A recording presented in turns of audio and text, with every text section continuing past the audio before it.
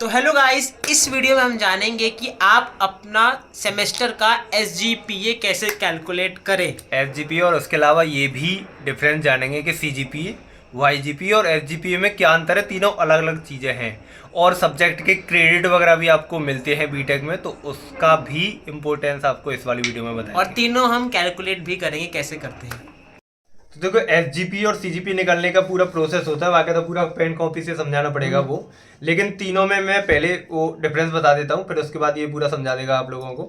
तो देखो, सबसे पहले SGPA आपकी ऑलरेडी कैलकुलेट होके आ जाती है। ऐसे मान के चलो फर्स्ट सेमेस्टर की आ गई, सेकंड सेमेस्टर की आ गई, कैसे आएगी वो अभी बताएंगे, ठीक है।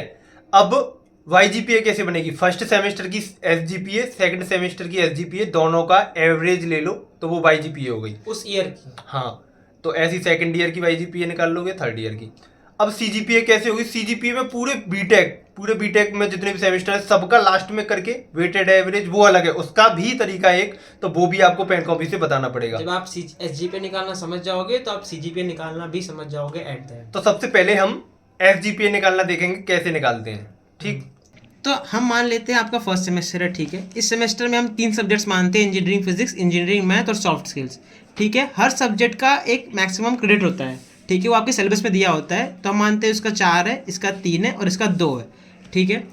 अब हम देखते हैं कि आप क्या तो इंटरनल में नंबर पाते हैं तो एक्सटर्नल नंबर पाते हैं, दोनों में, ठीक है। हम इसमें अज्यूम करते हैं कि आपने इंटरनल 50 में से 35 नंबर पाए, ठीक है, और इसमें आपने 100 में से 90 नंबर पाए, ठीक है।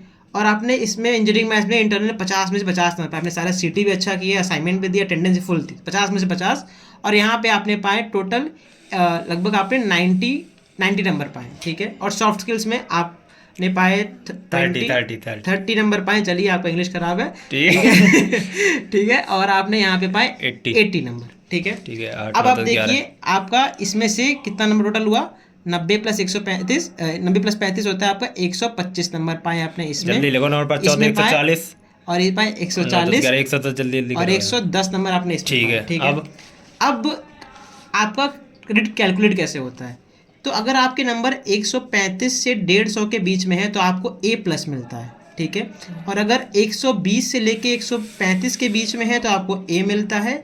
और अगर आपके नंबर 105 से 120 के बीच में है तो B+ मिलता है, और ऐसे ही सीरीज चलती है, ठीक है। थोड़ा और लिख दो गरीबों के लिए, इससे भी तो नीचे होंगे कुछ तो वो ठीक है, लिख दे रहा। मान लीजिए आपके नंबर 90 से लेके 105 के बीच में है तो आपको B मिलेगा। अब इससे गरीब तो नहीं होना चाहिए आपको बीटेक में। अच्छा, मतलब इससे नीचे फिर बैक भी तो आ जाती होगी सर? अगर बैक आती है तो आपको बताते हैं उसमें आपको इसमें क्या मिलता है, ठीक है। आगे जेड ग्रेड मिलता है क्या उसे? उसको मिलता है F ग्रेड, फेल का, ठीक है। हाँ ठीक है, चलो। तो अगर आपके A+ ग्रेड में रेंज में आ रहा है नंबर, ये सभी कॉलेज के लिए फिक्स है ये वाली चीज? हाँ, ये AKTU की तरफ से फिक्स है, ठीक है। AKTU के जितने भी कॉलेज में ये स्कीम यूज की जाती है। अगर आपके A+ है तो आपको 10 पॉइंट मिले हैं, अगर आपके A है तो आपको 9 पॉइंट मिले, आपके B है तो आपको 8 पॉइंट मिले, आपके ये B+ है तो 8, B है तो 7, ऐसे करके चलते हैं, ठीक है। अब देखिए आपका इंजीनियरिंग फिजिक्स में आपके 125 नंबर थे, तो वो लाई करता है 9 वाले रेंज में, 9 पॉइंट वाले 125, हाँ, ठीक है। और ये देखिए उसका मैक्सिमम क्रेडिट कितना था, 4, हाँ। और आपके पॉइंट कितना है उसमें, 9, तो 9 × 4। अब देखिए इसमें कितना है, 140 लाई करता है A+ में, ठीक है। तो आपके उसमें कितने में आपने पाए, मैक्सिमम कितना, 3, तो +3 10, क्योंकि आपका पॉइंट 10 है और क्रेडिट कितना है, 3, 10 × 3 प्लस इसमें कितना है, 110, और 110 लाई करता है आपका 105 से 120 के बीच में, तो 8, तो 8 × कितने का था क्रेडिट, 2 का, डिवाइड बाई मैक्सिमम कितना आप पा सकते हैं, 40 + 30 + 20, क्योंकि मैक्सिमम 10 पॉइंट हो सकता है। तो 40 + 30 + 20 कितना होता है, ओके, ठीक है। तो आपका क्रेडिट कितना आएगा इसको, 36 + 30 + 16 डिवाइड बाई 90, तो आपका ये हो जाएगा 66, 76, 3 और 3 76 और 82 डिवाइड बाई 90, ठीक है। ये आपका जितना भी आएगा उतना आपका कैलकुलेटर कहाँ है यार? आपका SGPA आ जाएगा आपका उस सेमेस्टर के लिए। तो SGPA तो पॉइंट में जा रहा है, हाँ, ये तो पॉइंट में जा रहा है तो ना? SGPA पॉइंट में भी आता है, किसी का 8.23 आता है, अरे तो 8, ये तो 8 से ऊपर जा ही नहीं पा रहा तो इसका जो SGPA आएगा वो आएगा 10 से मल्टीप्लाई 10 से मल्टीप्लाई करने के बाद, क्योंकि आपका मैक्सिमम तो वही तो मैं कह रहा था 10 से मल्टीप्लाई करना तो पड़ेगा। 9.11 इसका SGPA आएगा उस सेमेस्टर में। मतलब एक सेमेस्टर का SGPA इतना हो हाँ, गया। एक सेमेस्टर का SGPA इतना ऐसे होगा। सपोज कर लो अब सेमेस्टर 2 का SGPA आ गया है 8 पॉइंट। SGPA1 फर्स्ट हाँ। सेमेस्टर में आपका कितना था 9.11। दूसरे में मान लेते हैं आपका SGPA आता है लेट्स से 8.89 करके, ठीक है। अब YGPA दोनों का कैलकुलेट हो गया। YGPA आपका ये कौन सा फर्स्ट ईयर होगा, हाँ हाँ, ठीक है। इसमें आपका YGPA कितना आएगा, दोनों का एवरेज। दोनों का एवरेज होगा कितना 9, ठीक है। आपका एवरेज आ गया 9, तो आपका फर्स्ट ईयर में आपका YGPA बनता है 9। अब आपका CGPA कैसे बनता है, अब मान लीजिए आपका पहले सेमेस्टर में है, ठीक है, सेमेस्टर 1 सेमेस्टर 2 ऐसे करके आपका 8वें सेमेस्टर में क्या बोलते हैं कुछ ना कुछ करके SGPA होगा, ठीक है। अब आप ये देखिए ना, आपको फर्स्ट सेमेस्टर में था आपका टोटल क्रेडिट कितना था 4 + 3 + 2 कितना हुआ 9। तो सेमेस्टर 1 का मैक्सिमम क्रेडिट कितना था 9। वैसे ही हर सेमेस्टर का अलग मैक्सिमम क्रेडिट हो सकता है, ठीक है। और हर सेमेस्टर में आप एक SGPA पाएंगे इस पूरे प्रोसेस को फॉलो करके, ठीक है। तो आप मान लीजिए जो भी आपका S1 में आया और यहाँ पे मान लीजिए 10 है या फिर 10 मान लीजिए, ऐसे करके सब में है, तो आप कितना SGPA पाए हैं मल्टीप्लाइड बाय उस सेमेस्टर का टोटल वेटेज कितना था आपके पूरे बीटेक में।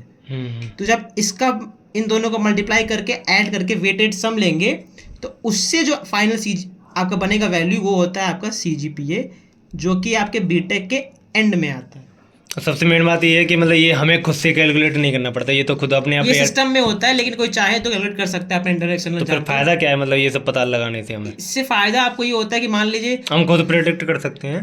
प्रेडिक्ट तो आपकी एक बात होती है, मान लीजिए आपको ये पता है कि आपने CTUT दिया है, आपके अच्छे नंबर आए इंटरनल में, ठीक है, लेकिन एक्सटर्नल में आपके नंबर मान लीजिए इसी केस को लिया जाए, समझ गया। इसी केस में मान लीजिए आपके 35 नंबर है यहाँ पे, तो मैं बढ़वा सकते हो नंबर है। हाँ, वहाँ पे आप अगर आपको मान लीजिए 134 नंबर आ रहा है, ठीक है, हाँ। लेकिन अब आप देखिए 135 के रेंज में आएंगे तो 10 मिल जाएगा। अभी आपके है 9 वाले के रेंज में, तो अगर आप एक नंबर बढ़वा लेते हैं तो आप इस रेंज में आएंगे और आपका CGPA बहुत इंपैक्ट करता है वो। समझ गया। तो ये प्रोसेस जानने से आपको हेल्प मिलता है आपके CGPA और नंबर बढ़वाने में।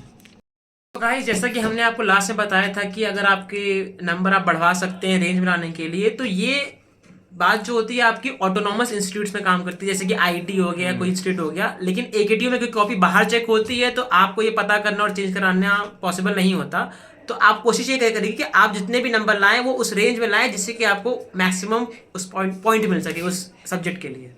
और बेसिकली मेन बात ये आपको कैलकुलेट नहीं करना पड़ता, ऑटोमेटिकली रिजल्ट में सब लिखा आता है। तो इतनी लंबी चौड़ी कैलकुलेशन जो भी है यहाँ पर की गई है वो सिर्फ जानने के लिए अच्छा है, लेकिन कुछ उसका यूज तो नहीं है। खैर हाँ, अगर आप ऑटोनॉमस पे नहीं है तो बस इस वाली वीडियो में इतना ही। आपको पता लग चुका होगा अब ये कैलकुलेट कैसे करते हैं।